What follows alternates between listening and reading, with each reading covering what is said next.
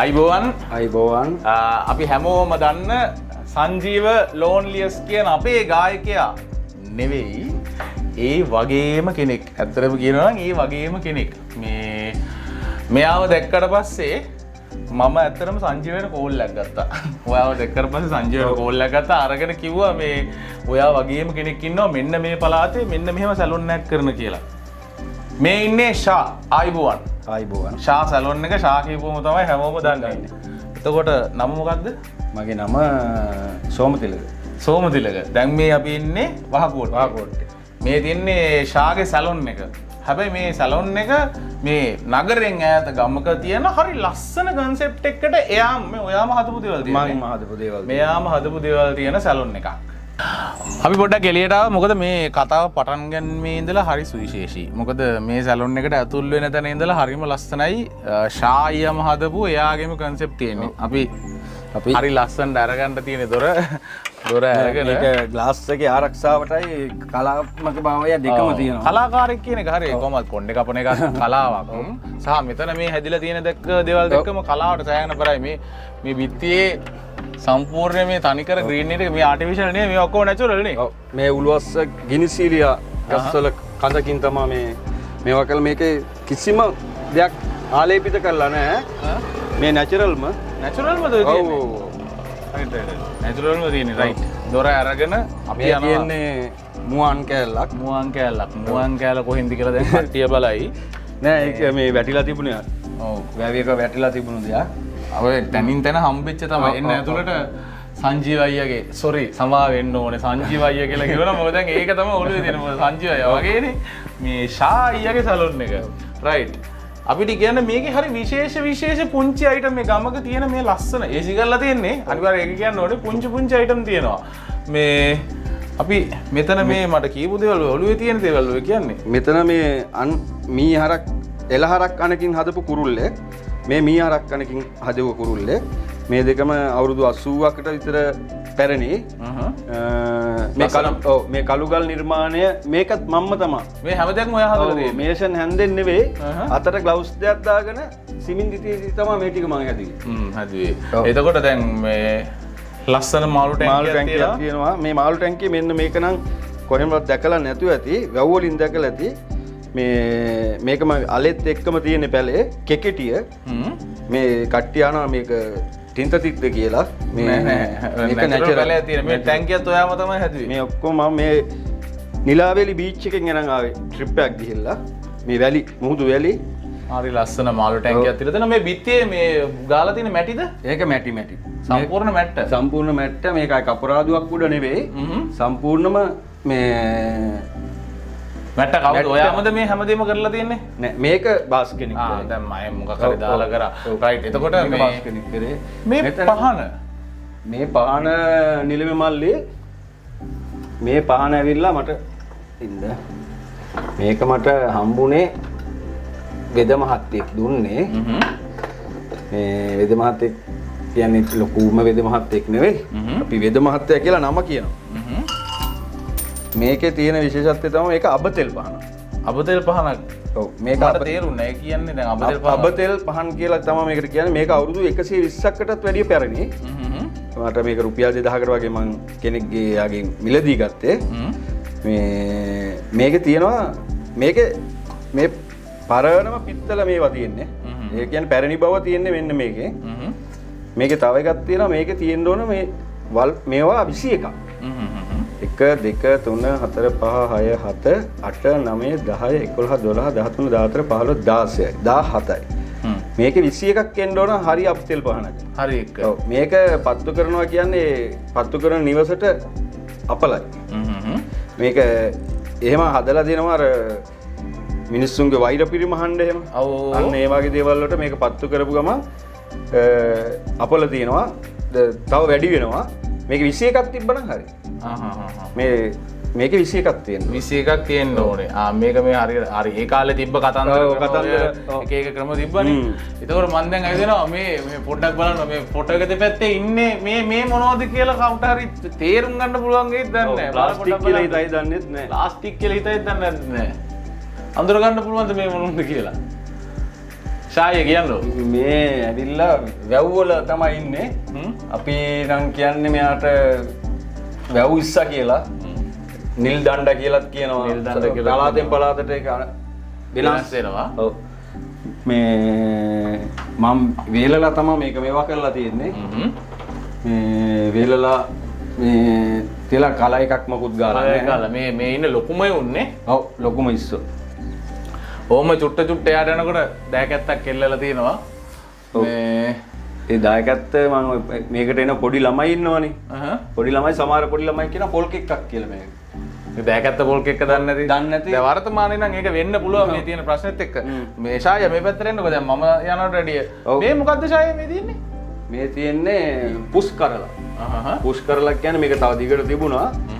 මේක තමයි මම ඔය channel වලත් බලලා තියෙනවා. පොඩ ගවේෂණාත්මක බලලා තියෙනවා. මේක තමයි දැනට ලෝකේ තියෙන ලොකුම කරල. ලොකුම කරල. ඔව්. පුෂ් කරල. පුෂ් කරල. මේකට තාම සාපේක්ෂව දැකලා නෑ මම. තව තියෙනවා. අවරපළුවේම තියෙනවා. මෙච්චර නෑ. අවරපළුව ලොකු නෑ නේද? රයිට් මේ අර අතනත් එකක් තිබ්බ මං අහන්න ගියේ මොකක්ද මේ උඩ යන්නේ කියලා. මේක කැලේ තිබ්බ මේක බෙහෙත් අවසදයක්. කීර කියලා තමයි මේකට කියන්නේ. මේ වේලලා කරලා ගෙනල්ලා තියෙනවද? නෑ මේ නැචරල්. ඕම තමයි. මේව තමයි ඒක අමු වෙන්න තියෙන්නේත් එහෙම තමයි. උඩ ගෙඩි වැදිලා ඉවුරක් පල්ලේ මැරිලා හිටපු සතෙක්ගේ. මේ අන්තට්ටුව. ඔව් බඳින තුවක්කුව දඩයක්කාරයෝ ඉන්නවනේ. දඩයක්කාරයෝ බඳින තුවක්කුවකට වෙන්න ඕන. මේ තව එකක් තියෙනවා. එල්ලලා තියෙනවා ලස්සන. මේක නම් තමත් අපි දන්නේ නැතුව ඇතිය. දැකලත් නැතුව. ඒකත් අවුරුදු 8ක් 10ක් විතර පාර. ඔයාම කියන්නේ මොකද්ද කියලා. මේක තමා ලබු කට්ට. කට්ටිය ඔය කිව්වට දැක්කට අඳුරන්නේ නැහැ. අඳුරන්නේ නැහැ. මේ ඩිස්කවර් මේක. කවරේ තමයි තියෙන්නේ. ඕකට තමයි ඔව්. මේ පැත්ත නම් අර අවශ්‍ය කරන දේවල් දාගෙන තෝකද? ඉතුල් මදින කට්ටිය භාවිතා කරනවා. භාවිතා කරනවා. මේ දැන් ACM හයි කරපු කට්ටිය පුදුම වෙරි මායා කට්ටයක් කපන්නේ රුපියල් 300ක් වගේ මුදලට. රුපියල් 300ක. දැන් සාමාන්‍ය මේ ගලේ වෙල වහක උට්ටේ. එයා කට් එකක් රුපියල් 300යි. කොළඹ 1200ට 1000ට කොණ්ඩේ කපලා ඉන්න මේ 300ට කපේ. මේ ඔයා වැඩ කරේ කලින් කොළඹ? විජේරා. මගේ මුල්ම මේක දඹුල්ලේ. දඹුල්ල තමයි මගේ ආධිපත්‍යය කියන්නේ. මුලින්ම මේ උත්තේ පටන් ගත්තේ දඹුල්ලේ. දඹුල්ලෙන් ඇවිල්ලා තමයි මම කොළඹ විදේශ ගතේලත් හිටියා. මේ ඊට පස්සේ ඇවිල්ලා තමයි මේක ඕපන් කරේ. රයිට්. දැන් මේ ඉස්සරහා මේ පුවක් පටිද ගහලා තියෙන්නේ. මේ පුවක් පටි. මේ අපේ වත්තේම පුවක්. මේ ගස් කබලා මේ මට හිතෙනවා මේ වගේ ආර්ටයක් දාන්න ඕනේ කියලා. මේ බලන්න මේ නැචරල් දෙතිහටම දෙනවා. මේ ප්ලේන් කළා මොකුත් නෑ. දැන් මම සාමාන්‍යයෙන් මේ සැලම් එකේ කණ්ණාඩියේ ඉස්සරහා අපි ඉඳගෙන අපි කොන්ට් එක අපරම් බලන්නකො විතර තියෙන ලස්සන මේ පිහාටු තියලා මේ අරක මැකෝ කෙනෙක්ද? මේ මැකෝ මට මේක හම්බුනේ විජේරාමින් ගෙදරක සත්තු වගේක් ඉන්නවා. ඒ ගෙදර අංකල් තමයි මට මේවා දුන්නේ. පිහාටු ටිකක් ගහලා පස්සේ වටේට ලණු වලින් ඩිසයින් එකක් කරලා මේ වගේ දේවල් මේ සාමාන්‍යයෙන් ආකිටෙක්ට් කරන කම්පැනි වලින් අම්මා මා ලොකු ගණන් දීලා මේ වගේ හදාගන්න වෙනම කට්ටිය දැකලා නමුත් මේ ගමක තියෙන පුංචි සැලොන් එකක්. මේ ශාය කොච්චර කාලද පටන් ගන්න? මම 2004 තමයි සැලොන් උත්කේ දෙන්නේ. මේක පටන් ගන්න අවුරුදු 3මාරක්. අවුරුදු 3මාරක් වෙනවා. 3මාරක් වෙනවා. අපි ගණන් ටික පොඩ්ඩක් කියමුකෝ දැන්. රුපියල් 300යි කොණ්ඩ එක බණ්ඩ. තව කියන මොනවද තියෙන්නේ රුපියල් 300යි කොණ්ඩ එක බණ්ඩ. කොණ්ඩ එක බණ්ඩ 300. එයා කට් එකකට. පේස්ට් කට් එකකට 250යි. ආයෙ මොනවද තියෙන්නේ ට්‍රීට්මන්ට් ඒවා කරන ඒවා. තියෙන සර්විස් ටික මොනවද කියමුකෝ දැන්. දැනට කොණ්ඩ රවුල කපනවා රයිට්. ක්ලීන් අප් කරනවා. ටැටුස් කරනවා. එතකොට මේ ෆේෂල් ක්ලීන් අප් ෆේෂල් කරනවා. කලර් කරනවා. සැලුන් වෘත්තිය සියලු දේ කරනවා. ඩෙක්ලොක් කරනවා. මම ඩෙක්ලොක් මේ මෑතක මගේ ජපාන් යාළුවෙක් ඉන්නවා. අමිල බණ්ඩාරේ කියලා මම යාද ලංකාවට ආවට පස්සේ මේ යාට නැචරල් හෙයා වලින් මේ ඩෙක්ලොක් කරන්න ඕන කිව්වා. මම එහාට තමයි මේ හදලා තියෙන්නේ. ඔයාම හදපුවා මේ. ඔව්. මේ ලේඩිස් හෙයා කට් කරන කට්ටිය කොණ්ඩ කෑලි වලින් තමයි මේ හදලා තියෙන්නේ. Natural hair. නැචරල්. ඔහොම තමයි මේ අපි ගමක ඔයන් ආපු ශාගේ සැලොන් එක මේ වැඩ කරන අතර මේ පොඩ්ඩක් මේ අල්ලගත්තේ කතාවට අත කියනවා මමත් මේ පොඩ්ඩක් රවුල පොඩ්ඩක් කපා ගත්තා මෙතන මොකද මෙතෙන් දාන්න පස්සේ මට කිසිම එහෙම දෙයක අදහසක් තිබ්බේ නැහැ නමුත් මට රවුල කපා ගන්නම හිතුණා මොකද ආයේ ඉතින් මෙහෙට මෙන්න බෑ මේ වගේ තැනක් වෙන්නේ නැහැ නේ ශාගෙන් කොන්ට් එක කපා ගන්න මෙතෙන්ට මෙන්නත් පොඩ්ඩක් රවුල පොඩ්ඩක් කපා ගත්තා හොඳ ඒත් මම අධ්‍යක්ෂ දුන්නා මේ ඉතින් අතම අපිට සන්තෝෂයි මේ පුංචි ගමක මේ වගේ හරි ලක්ෂරි සපක් තියෙන තැනක ඒ කියන්නේ සාමාන්‍යයෙන් AC එකක් හයි කරලා අමුතු ලෙවල් එක සැලොන් එකක් තියෙයි කියලා හිතන්න අමාරුයි මේ ගලේ වෙලට යන මේ මාතලේ ඉඳන් ගලේ වෙලට යන පාරේ මාතලේ ඉඳන් ගලේ වෙලට යන පාරේ මේ තියෙන්නේ. එතකොට මේක හරිම පොඩි පාරක් අපි කලින් පටන් ගන්නකොට දකින්න මේ වගේ තැනක් තියෙයි හිතා ගන්න අමාරුයි. අපි දැන් අවසාන මොහොතේ නැවත වතාවක් මේ අපි කිව්වට මේක වහකොට්ටේ තියෙනවා කියලා හරියටම මේක තියෙන තැන අපි හිතමු දැන් මේ අවට ඉන්න කෙනෙක් මාතලේ ඉන්න කෙනෙක් ගලේ වෙල ඉන්න කෙනෙක් නේ ඔයාව බලන්න හරි දැන්. ඇත්තටම ගියොත් මට දැන් කීපවතාවක්ම සංජීව අයියා කියලාම කියවුණා. ඒ කියන්නේ ඔළුවේ එතුවන්නේ ඒකනේ දැන් මේ අනේ සංජීව අයියා සමා වෙන්න ඕනේ. මේ මං සංජීවලත් කෝල් එකක් දුන්නේ ඒකේ මෙන්න මේ වගේ කෙනෙක් ඉන්නවා කියලා. මේ වගේ සල්මරි තියෙන තැන. කොහොමද මම ලොකේෂන් එක නම් දාලා තියෙන්නේ Facebook page එකේ තියෙනවා. ෂාටෙකුස් කියලා තියෙනවා. ගලේ වලින් කිලෝමීටර් 7යි. මාතලේ ඉඳන් 35ක් වගේ තියෙනවා. මාතලේ ගලේ වල පාරේ තියෙන්නේ. ප්‍රධාන පාරේ මෙතන මට තව විස්තර කරලම කියන්න අමාරුයි. ලොකේෂන් එක බලලා එන්න කියලා තමයි කියන්නේ. ඔව් ඒ කියන්නේ අර මේ හරියට කියන නමක් තියෙනවද? ඔව් මේ හරියට කියන වහකොට්ටේ. වහකොට්ටේ කියලා. රයිට්. වහකොට්ටේ මේ කටි කිව්වොත් ශාගේ සැලුන් එක කොහෙද කියලා එහෙම දන්නවද?